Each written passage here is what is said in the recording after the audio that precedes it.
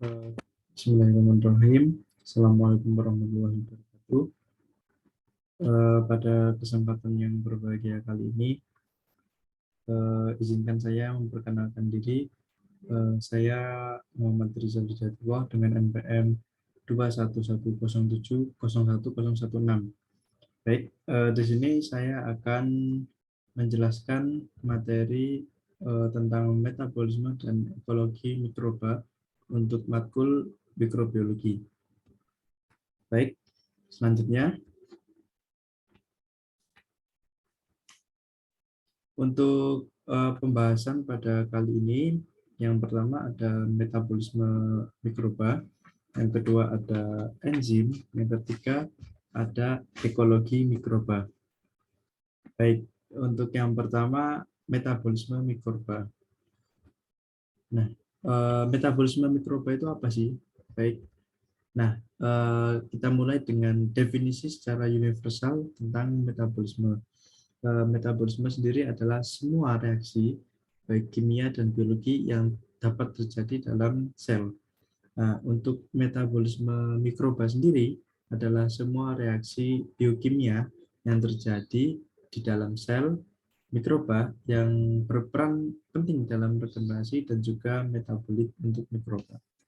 Oke, selanjutnya terdapat dua macam metabolisme. Yang pertama ada katabolisme, yang kedua ada anabolisme. Untuk katabolisme sendiri adalah memecah molekul dari yang besar menjadi ke molekul yang lebih kecil. Nah, di sini terdapat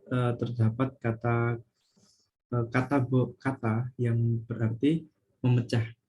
Oke, untuk anabolisme sendiri adalah menyusun dari molekul yang kecil menjadi molekul yang lebih kompleks. Nah, di sini kata ana yang berarti untuk menyusun. Oke. Selanjutnya ada mengapa mikroba itu perlu energi. Nah, ada beberapa alasan kenapa mikroba perlu atau membutuhkan energi. Untuk yang pertama, untuk sintesis bagian sel. Sintesis bagian sel ini dapat dilakukan pada dinding sel dan juga membran sel. Yang kedua ada sintesis enzim. Nah, tidak hanya sintesis enzim, di sini terdapat untuk asam nukleat juga, polisakarida dan juga fosfolipid. Dan yang ketiga untuk mempertahankan kondisi sel. Nah, hal ini untuk agar sel dapat atau berada dalam kondisi yang optimal dan juga dapat memperbaiki sel-sel yang rusak. Oke, yang selanjutnya ada pertumbuhan dan perbanyakan. Nah, di sini energi berperan penting dalam pertumbuhan dan juga perbanyakan bagi mikroba. Yang nomor 5 ada penyerapan. Nah, penyerapan sendiri baik penyerapan unsur hara atau zat hara dan juga ekskresi senyawa yang tidak diperlukan atau waste product. Oke, yang terakhir adalah untuk pergerakan motilitas bagi mikroba. Oke, selanjutnya di sini ada energi kimia. Nah, energi kimia sendiri ada ATP dan juga ADP. ATP sendiri adalah adenosin trifosfat dan juga ADP adalah adenosin difosfat.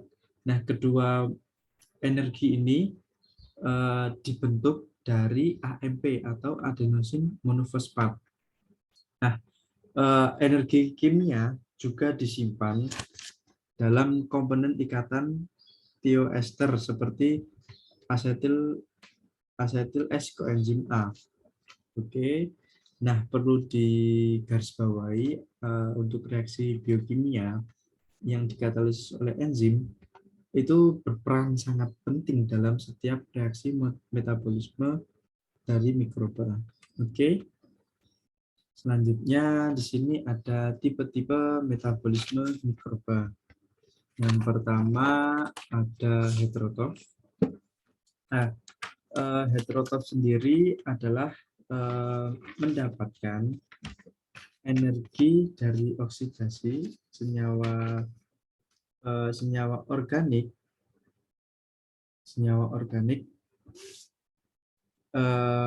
dan juga menghasilkan sendiri. Oke, mungkin mengambil gula dari luar sel untuk dibentuknya atau untuk menghasilkan energi.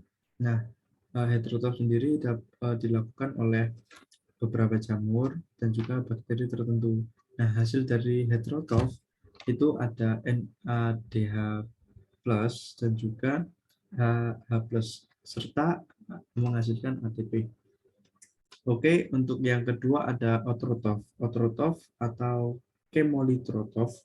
Nah, ini salah satu contohnya adalah bakteri yang tumbuh lambat dengan keberadaan senyawa anorganik baik berupa ion mineral tanpa menggunakan sinar matahari sebagai sumber energi tersebut. Nah, untuk autotrof sendiri dapat atau juga bersumber ion karbonnya itu bersumber dari CO2. Nah, sumber dari nitrogen atau N, ion N dari NH3 dan juga N2. Nah, selanjutnya untuk fotosintesis. Fotosintesis sendiri memiliki arti atau pengertian secara definisi membuat gula di dalam sel untuk respirasi atau energi atau menghasilkan energi. Nah, fotosintesis ini dilakukan oleh mikroba prokariotik baik bakteri dan juga cyanobacteria. Nah, fotosintesis sendiri memerlukan sinar matahari atau foton dan juga pigmen untuk melakukan reaksi. Oke, baik. Selanjutnya di sini ada tahapan metabolisme dari karbohidrat. Nah, untuk tahapan yang pertama ada glikolisis. Glikolisis sendiri adalah perubahan atau reaksi yang mengubah glukosa menjadi pirufat. Nah, yang kedua ada dekarboksilasi oksidatif. Nah, dekarboksilasi ini bertujuan atau memiliki arti mengubah pirufat menjadi asetil koenzim A. Nah, yang ketiga ada siklus Krebs. Nah, siklus Krebs atau siklus asam nitrat ini mengubah asetil koenzim A menjadi CO2 dan NAD pembawa senyawa hidrogen atau H+. Selanjutnya ada oksidasi transport elektron. Nah, di sini ada atau hasil sebelumnya yaitu NAD dan juga senyawa hidrogen atau H+ memasuki seri reaksi reduksi oksidasi untuk menghasilkan energi. Nah, untuk yang terakhir ada fosforilasi oksidatif. Nah, di sini energi dari transport elektron menghasilkan ATP dari ADP dan juga PI. Nah, untuk tahapan dalam respirasi sendiri dapat kita lihat dalam skema berikut. Nah, di sini terdapat glukosa dengan senyawa dengan 6 atom C. Setelah melalui glikolisis yang nantinya menghasilkan ATP dan juga NADH dan juga menghasilkan asam pirufat dengan senyawa dengan 3 atom C, lalu akan melalui proses dekarboksilasi oksidatif. Nah, di sini menghasilkan NADH dan juga asetil koenzim A. Nah, asetil koenzim A lalu akan diputar atau memasuki siklus Krebs. Nah, di sini dapat kita lihat untuk siklus Krebs asetil koenzim A menjadi diubah atau diputar lagi, nanti hasilnya akan menghasilkan NADH, FADH2, GTP atau biasa disebut ATP atau juga energi. Nah, di sini siklus Krebs sendiri juga menghasilkan asam oksaloasetat dan juga asam sitrat. Nah, tadi adalah tahapan dalam respirasi. Nah, kemudian di sini ada tahapan dalam respirasi tadi. Nah, di dalam tahapan glikolisis tempatnya terjadi di sitoplasma. Substrat yang digunakan adalah glukosa. Nah, hasil dari glikolisis ini berupa 2 asam pirufat, 2 ATP, dan juga 2 NADH. Selanjutnya ada dekarboksilasi oksidatif. Tempatnya sendiri terjadi di dalam matriks mitokondria. Substrat dari reaksi ini adalah 2 asam pirufat. Nah, hasil dari reaksi dekarboksilasi oksidatif adalah 2 asetil koenzim A, 2 NADH, dan juga 2 CO2. Nah, selanjutnya ada siklus Krebs. Siklus Krebs terjadi di dalam matriks mitokondria. Nah, substratnya sendiri ada 2 asetil koenzim A. Nah, hasil yang dihasilkan ada 6 NADH, 2 ATP, 2 FADH, dan juga 4 CO2. Ya, yang terakhir ada transport elektron. Ini terjadi di dalam pesta mitokondria. Substratnya sendiri NADH atau bisa dikonversi menjadi 3 ATP dan juga FADH dikonversi menjadi 2 ATP. Nah, hasil dari reaksi tersebut adalah 34 ATP dan juga H2O atau air. Oke, selanjutnya di sini ada glikolisis. Nah, glikolisis sendiri memiliki arti atau definisi degradasi gula menjadi pirufat. Nah, untuk glikolisis ini ada beberapa lintasan. Yang pertama lintasan fruktose bifosfat aldolase atau biasa disebut dengan EMP atau disingkat. Nah, baik. Di sini lintasan ini biasa dikenal sebagai lintasan Embden-Meyerhof-Parnas. Nah, kemudian ada lintasan heksos monofosfat atau HMP. Yang ketiga ada lintasan oksidatif pentose fosfat atau PP. Dan yang terakhir ada lintasan Ner-duodoro atau ED. Nah, perlu diingat bahwa lintasan EMP, HMP, dan juga PP itu berlaku untuk eukariotik dan juga prokariotik. Nah, untuk lintasan ED sendiri itu berlaku untuk beberapa bakteri obligat. Oke, selanjutnya ada fermentasi. Baik. Nah, pengertian dari fermentasi sendiri ini adalah proses perombakan senyawa organik dalam kondisi anaerob atau tidak ada udara. Baik.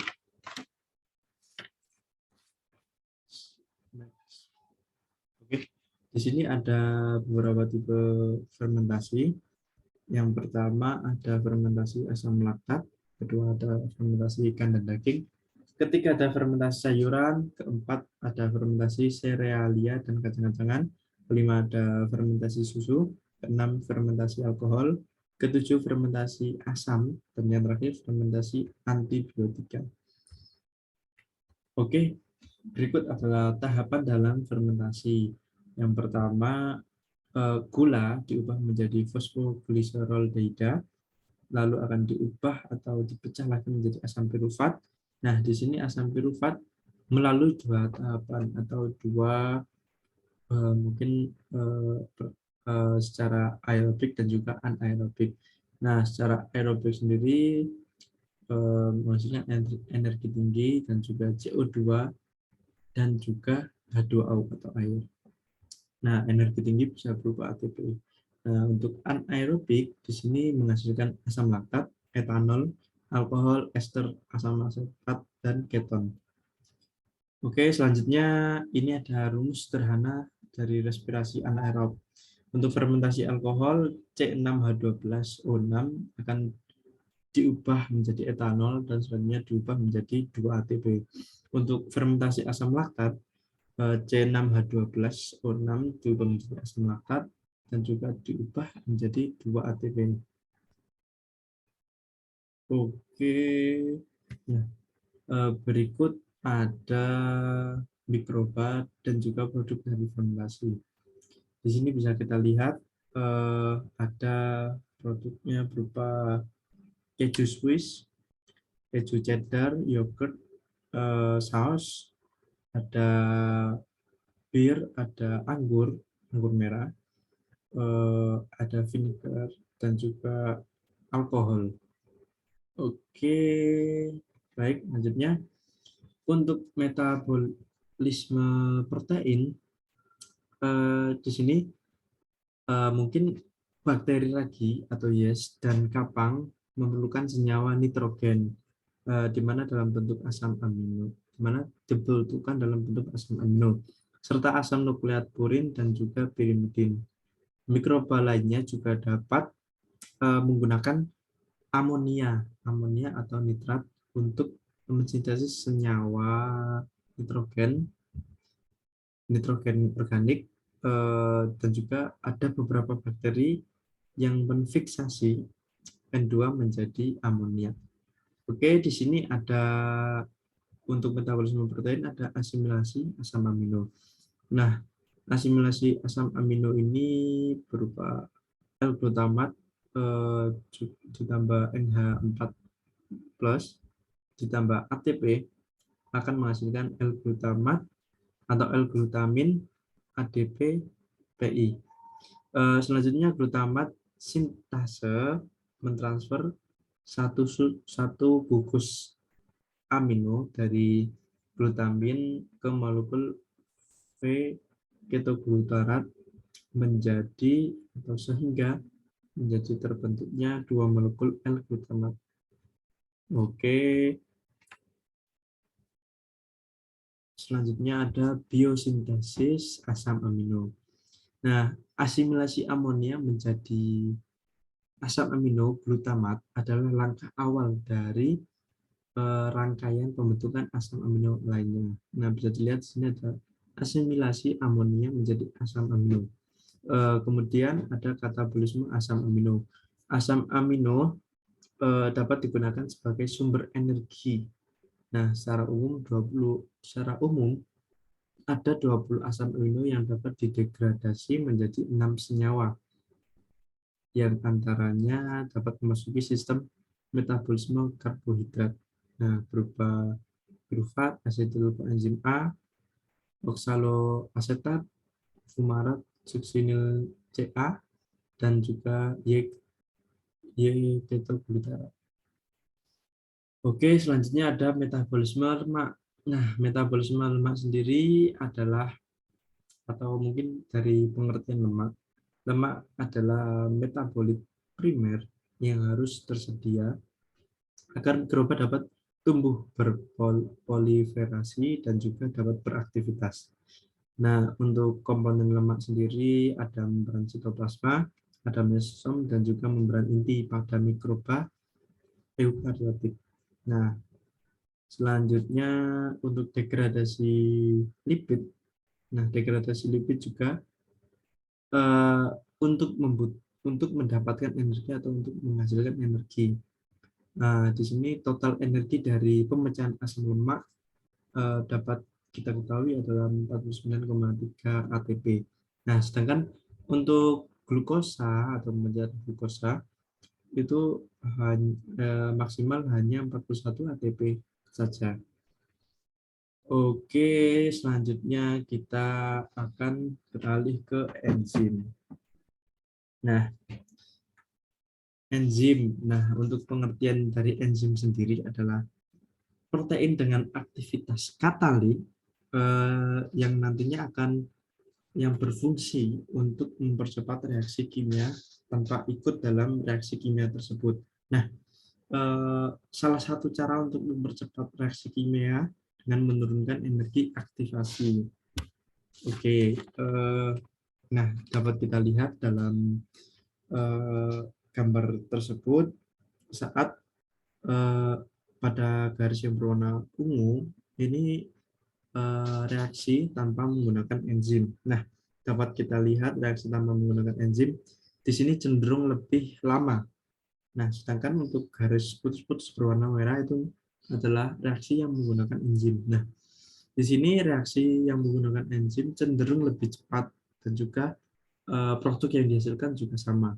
Nah, di sini terbukti bahwa enzim itu mempercepat reaksi. Oke. Nah, untuk komponen enzim sendiri ada apoenzim atau yang terdiri dari protein, ada gugus prostetik atau yang terdiri dari non protein. Nah, gugus prostetik sendiri dipecah lagi menjadi dua, ada kofaktor dan juga koenzim. Untuk kofaktor sendiri adalah ion anorganik atau tidak organik. Nah, contohnya berupa Fe2+, Mn2+, dan juga Na+.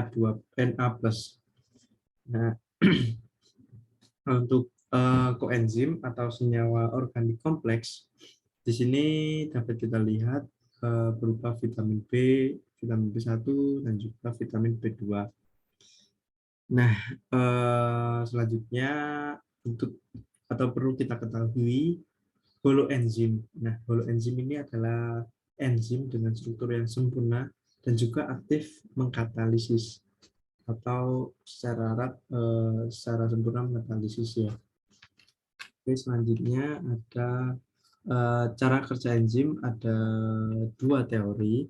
Yang pertama teori gembok dan kunci atau lock and key. Yang kedua ada teori kecocokan induksi atau induced fit teori. Nah, oke, selanjutnya ada faktor-faktor yang mempengaruhi kerja dari enzim. Nah, untuk yang pertama, faktor yang pertama adalah faktor suhu. Nah, di sini enzim dapat bekerja secara optimal di antara suhu 35 derajat Celcius sampai dengan suhu 40 derajat Celcius. Apabila lebih dari suhu 50 derajat Celcius, itu enzim akan rusak, dan juga apabila berada dalam 0 derajat Celcius, enzim tidak akan bekerja. Selanjutnya ada pH. Nah, atau kejenuhan ini ya, kejenuhan pH. Oke, untuk pH sendiri, pH optimal dari enzim berkisar antara 6 sampai dengan 8. Nah, di sini kecuali untuk pepsin, karena pepsin itu bekerja atau berada pada lambung. Nah, pH optimal untuk pepsin sendiri ada di pH 2. Nah, yang selanjutnya ada inhibitor atau penghambat. Nah, inhibitor terbagi menjadi dua, inhibitor kompetitif dan juga inhibitor non kompetitif. Nah, yang keempat ada konsentrasi substrat. Nah, apabila sisi aktif dari enzim belum mulai atau belum aktif, nah penambahan substrat ini akan menambah kecepatan reaksi. Dan apabila sudah mencapai kecepatan maksimum atau titik jenuh, nah penambahan substrat akan sia-sia atau tidak berpengaruh. Oke, selanjutnya kita akan ganti topik pembahasan untuk ekologi mikroba. Nah, mungkin kita mulai dari definisi dari ekologi mikroba. Oke, selanjutnya.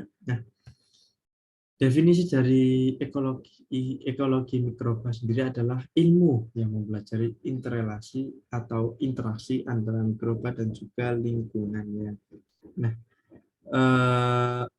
lingkungannya ini baik secara biotik maupun abiotik. Selanjutnya, habitat dari mikroba. Habitat dari mikroba sendiri untuk lingkungan terestrial atau daratan dapat berupa tanah dan juga tanaman. Nah, ada faktor yang mempengaruhi itu berupa air. Nah, oke, faktor yang mempengaruhi ini berada dalam tanah ya. Untuk yang kedua pada lingkungan air. Nah, contohnya dapat kita lihat dalam danau, kolam, dan juga sungai. Salah satunya alga yang mengambang pada permukaan air. Nah, Itu merupakan salah satu mikroba yang hidup di lingkungan air. Selanjutnya ada interaksi mikroba, interaksi biologi pada mikroba. Yang pertama, mikroorganisme dengan mikroorganisme. Yang kedua, mikroorganisme dengan tumbuhan. Ketiga, mikroorganisme dengan hewan. Keempat, mikroorganisme dengan manusia. Selanjutnya, ada karakteristik dalam interaksi mikroba. Yang pertama ada sifat. Sifatnya ini bersifat dinamis. Nah, yang kedua ada kemampuan. Nah, kemampuan tumbuh mikroba itu sesuai dengan kondisi lingkungan yang mendukung untuk tumbuh. Yang ketiga ada beberapa mikroba juga dapat tumbuh pada inang yang mampu hidup bebas di lingkungan. Untuk yang keempat, kondisi fisiologis yang dapat dibutuhkan. Ini ada dalam dua keadaan. Yang pertama, mikroba harus mempunyai cara untuk mendeteksi apakah bisa berinteraksi dengan inang. Yang kedua, mikroba harus bereaksi terhadap keberadaan atau ketiadaan inang melalui perubahan dari ekspresi gen tertentu. Selanjutnya ada mikroba harus hati-hati dalam memilih inang yang tepat. Nah, yang keenam ada kolonisasi. Nah, di sini mikroba harus mampu melakukan kolonisasi pada inang dan mikroba juga harus bisa mendapatkan senyawa pertumbuhan yang diperlukan selama interaksinya. Yang terakhir ada mempunyai mekanisme. Nah, mikroba harus mempunyai mekanisme untuk mampu memenangkan upaya pertahanan diri dari inang sehingga mikroba tetap bisa mempertahankan koloninya atau kolonisasinya. Selanjutnya di sini ada jenis-jenis interaksi mikroba dengan tanaman atau mikroba. Nah, mungkin pengertiannya dari simbiosis ya. Simbiosis adalah suatu interaksi yang stabil antara dua organisme. Nah, di mana dapat terjadi asosiasi atau kontak fisik yang erat tanpa memperhatikan dampaknya pada masing-masing pihak. Nah, ini ada jenis-jenis interaksi. Yang pertama, komensalisme.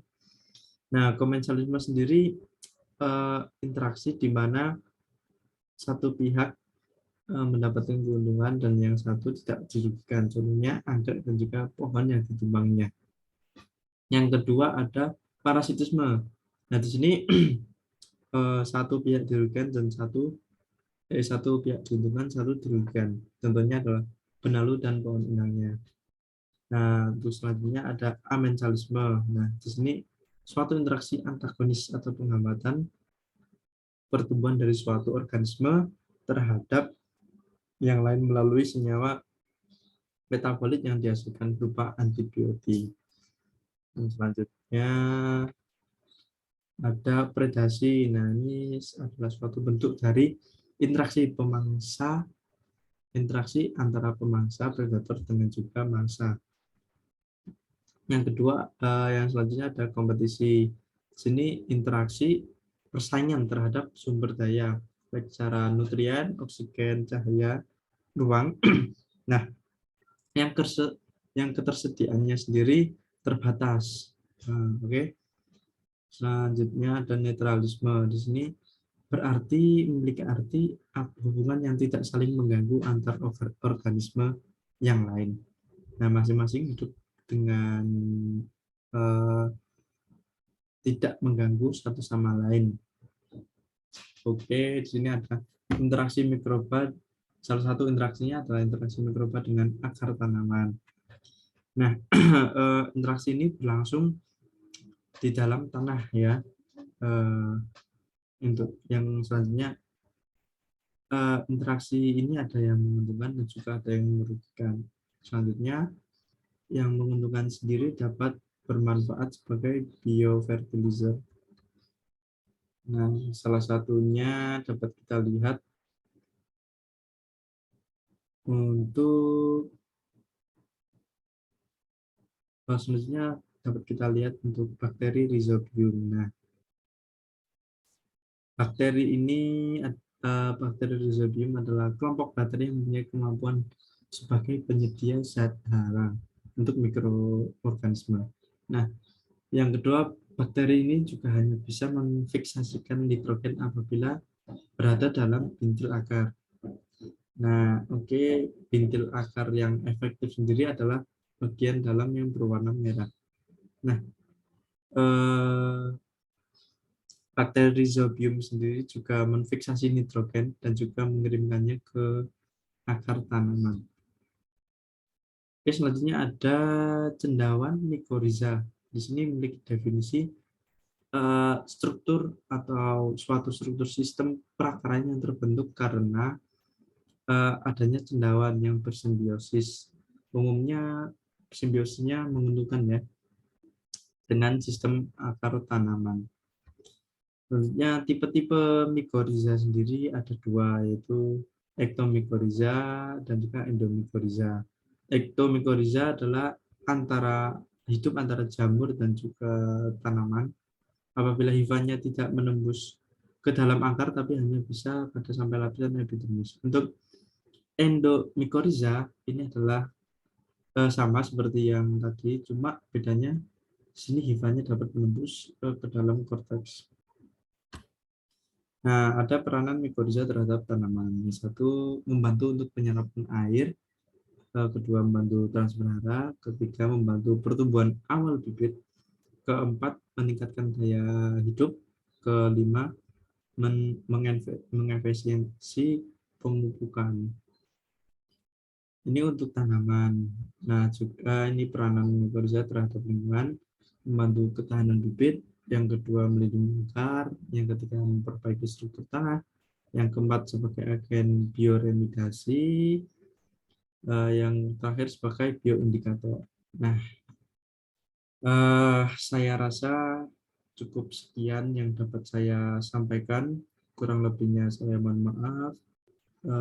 Apabila terdapat kekurangan dalam hal penyampaian dan juga penyajian presentasi, saya mohon maaf. Wabillahi taufiq wal hidayah. Wassalamualaikum warahmatullahi wabarakatuh.